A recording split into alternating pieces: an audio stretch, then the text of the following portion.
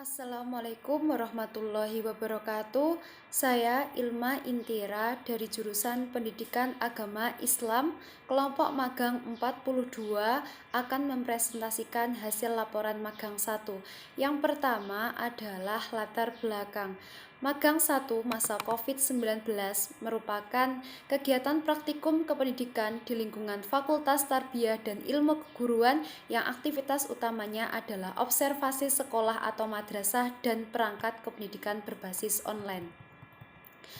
Penyelenggaraan magang 1 untuk jurusan Pendidikan Agama Islam adalah untuk membekali mahasiswa sebagai calon pendidik pendidikan agama Islam agar dapat menjadi pendidik yang profesional, dapat mengembangkan 4 kompetensi profesional, serta dapat melaksanakan pembelajaran pendidikan agama Islam dengan benar sehingga dapat menjangkau aspek afektif, kognitif, dan psikomotorik peserta didik. Pada kegiatan magang 1 ini, mahasiswa jurusan Pendidikan Agama Islam di MAYP Kiai Haji Samsudin mengobservasi tentang penyelenggaraan pendidikan agama Islam di madrasah meliputi peran guru PAI dalam membentuk sikap spiritual peserta didik, upaya madrasah dalam mengembangkan sikap spiritual dan sosial peserta didik, dan perangkat pembelajaran yang digunakan oleh guru pendidikan agama Islam. Kegiatan magang 1 ini dilaksanakan di MAYP Kiai Haji Samsudin Turisawo karena MAYP Kiai Haji Samsudin memiliki letak yang strategis serta memiliki hubungan kerjasama yang baik dengan kampus IAIN Ponorogo. Selain itu, MAYP Kiai Haji Samsudin merupakan salah satu lembaga pendidikan Islam yang berada di bawah naungan pondok pesantren, sehingga segala aktivitas kependidikan dan kurikulum itu tidak boleh lari dari kebijakan pondok pesantren. Selanjutnya adalah visi, misi, dan tujuan lembaga. Visi MAYP Kiai Haji Samsudin adalah mewujudkan generasi yang berakhlak mulia, berkemampuan ilmiah diniyah, terampil dan profesional sesuai dengan tatanan kehidupan. Kemudian misi MAYP Kiai Haji Samsudin adalah menciptakan calon agamawan yang berilmu, menciptakan calon ilmuwan yang beragama, dan menciptakan calon tenaga yang profesional dan berakhlak mulia. Kemudian tujuan lembaga MAYP Kiai Haji Samsudin adalah mengantarkan peserta didik menjadi manusia yang beriman dan bertakwa, berakhlak mulia, berkepribadian, menguasai ilmu pengetahuan dan teknologi, serta mampu mengaktualisasikan diri dalam kehidupan bermasyarakat dan beragama. Sumber daya manusia di MAYP Kiai Haji Samsudin. Yang pertama adalah jumlah guru. Jumlah guru di MAYP Kiai Haji Samsudin Turisawo itu adalah 30 guru, sedangkan jumlah siswa di MAYP Kiai Haji Samsudin Turisawo adalah 227 siswa. Sarana dan prasarana yang belum ada di MAYP Kiai Haji Samsudin Turisawo itu adalah lab IPA. Sedangkan untuk lab IPS dan juga lab komputer itu sudah ada di MAYP Kiai Haji Samsudin Turisawo. Untuk prestasi yang sudah diraih di MAYP Kiai Haji Samsudin Turisawo itu sudah banyak prestasi yang diraih, terutama adalah prestasi kaligrafi, yang mana prestasi kaligrafi ini sudah mencapai tingkat nasional. Sedangkan kegiatan pendukung di MAYP Kiai Haji Samsudin Turisawo itu terdiri dari 2 hal, yaitu ekstrakurikuler dan intrakurikuler. Untuk ekstrakurikuler yang ada di MAYP Kiai Haji Samsudin itu adalah pramuka dan juga kaligrafi, yang mana kedua ekstra tersebut itu merupakan ekstra yang diwajibkan kepada peserta didik. Sedangkan kegiatan intrakurikulernya adalah OSIS. Selanjutnya adalah hasil kegiatan magang 1. Yang pertama adalah observasi kultur dan manajemen sekolah atau madrasah. Berdasarkan observasi di MAYP Kiai Haji Samsudin Turisawo, didapatkan hasil bahwa MAYP Kiai Haji Samsudin memiliki kultur atau budaya yang selalu menjadi kegiatan rutin dilaksanakan di madrasah, yang mana kegiatan tersebut menjadi suatu kebiasaan yang sudah membudaya dan selalu dibudayakan oleh MAYP Kiai Haji Samsudin. Adapun kultur atau budaya madrasah yang selalu dilaksanakan oleh guru, siswa, dan pegawai yaitu pertama, adanya tegur sapa dengan salam. Dalam pembelajaran, guru selalu memulai dan mengakhiri kegiatan pembelajaran dengan salam. Selain itu, terdapat kepatuhan dan kedisiplinan semua warga sekolah. Terdapat kegiatan rutin yang selalu dilaksanakan oleh guru, siswa, dan pegawai, misalnya sebelum memulai pembelajaran, terdapat kegiatan sholat duha berjamaah, membaca Al-Quran, dan sholawatan. Selain kebiasaan-kebiasaan tersebut, juga terdapat kebiasaan-kebiasaan yang selalu dibudayakan dan sudah membudaya pada manajemen administrasi guru, siswa, dan pegawai, misalnya adanya identitas santri laki-laki dan perempuan, seperti logo madrasah di jilbab dan kopiah, lalu seragam, dan juga adanya kartu identitas bagi peserta didik. Selain itu juga terdapat prosedur administrasi guru, siswa, dan pegawai.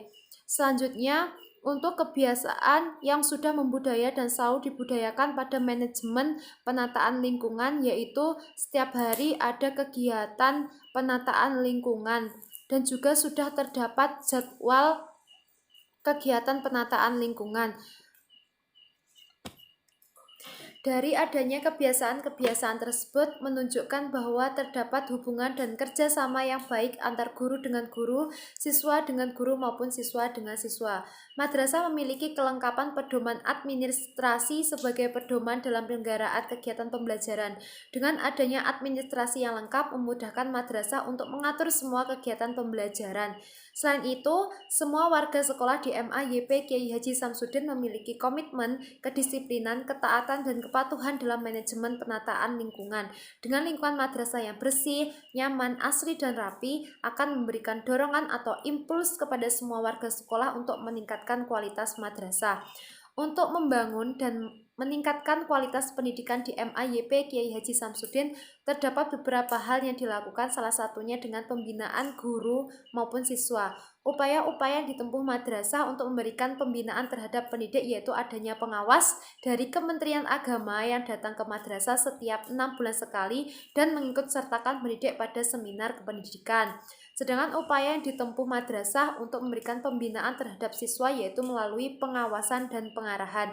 Pengawasan dilakukan setiap hari oleh guru dengan bantuan DK atau Dewan Keamanan, sedangkan pengarahan itu diberikan kepada siswa pada menjelang ujian nasional maupun ujian sekolah. Yang kedua adalah observasi perangkat pembelajaran atau RPP. Berdasarkan observasi di MAYP Kiai Haji Samsudin Dudisawo, pada mata pelajaran Al-Quran Hadis kelas 10 semester ganjil didapatkan hasil bahwa semua komponen rencana pelaksanaan pembelajaran atau RPP yang digunakan sudah menunjukkan kesesuaian. Pada RPP yang digunakan sudah memuat kompetensi inti, yang mana kompetensi inti tersebut sudah mencakup 4 bagian yaitu sikap spiritual, sosial, pengetahuan, dan keterampilan. Kompetensi yang digunakan juga sudah sesuai dengan tujuan pembelajaran, bidang studi, dan kompetensi inti. Indikator yang digunakan sesuai dengan tujuan pembelajaran dan kompetensi dasar. Materi pembelajaran yang digunakan sesuai dengan indikator, metode dan strategi yang digunakan sesuai dengan kebutuhan materi dan alokasi waktu, dan bahan pembelajaran yang digunakan sudah sesuai dengan kebutuhan materi dan metode pembelajaran. Hal tersebut menunjukkan bahwa pendidik memiliki pemahaman yang tinggi dalam merumuskan rencana pelaksanaan pembelajaran atau RPP yang akan dijadikan sebagai pedoman dalam kegiatan belajar mengajar, sehingga setiap komponen yang terdapat pada RPP memiliki kesesuaian. Kesesuaian komponen yang satu dengan yang lain pada RPP akan memudahkan guru dalam mengelola pembelajaran, memberikan tindak lanjut pada pembelajaran, memudahkan pendidik dalam menciptakan pembelajaran yang efektif dan efisien, serta memudahkan siswa dalam mencapai target-target dalam pembelajaran. Yang ketiga adalah observasi perangkat penilaian peserta didik. Berdasarkan observasi terhadap mata pelajaran Al-Quran Hadis kelas 10 semester ganjil didapatkan hasil bahwa pendidik telah menggunakan berbagai instrumen untuk memberikan penilaian terhadap aspek afeksi, kognisi, dan psikomotorik peserta didik. Adapun instrumen yang digunakan untuk memberikan penilaian terhadap aspek afeksi yaitu melalui penilaian diri untuk penilaian sikap spiritual dan juga pengamatan guru terhadap siswa untuk pemberian nilai sikap sosial. Sedangkan instrumen yang digunakan oleh pendidik untuk memberikan penilaian terhadap aspek kognisi yaitu berupa soal-soal. Untuk ulangan harian, UTS, dan UAS, instrumen yang digunakan untuk penilaian kognitif itu adalah sama, yaitu berupa soal-soal. Yang membedakan hanya cakupan materi. Kemudian, instrumen yang digunakan oleh pendidik untuk memberikan penilaian terhadap aspek psikomotorik itu melalui portofolio dan juga praktek. Dengan berbagai macam instrumen penilaian yang digunakan menunjukkan bahwa dalam pembelajaran yang dilaksanakan terdapat serangkaian kegiatan untuk menguji pemahaman siswa. Tujuannya adalah untuk mengetahui seberapa dalam pemahaman siswa terkait materi yang diajarkan, yang kemudian dapat berkembang pada aspek kognitif, afektif, dan psikomotorik, sehingga dengan penilaian tersebut pendidik dapat menentukan tindak lanjut dalam pembelajaran. Itulah presentasi dari saya. Mohon maaf apabila terdapat kekurangan dan kesalahan. Cukup sekian. Wassalamualaikum warahmatullahi wabarakatuh.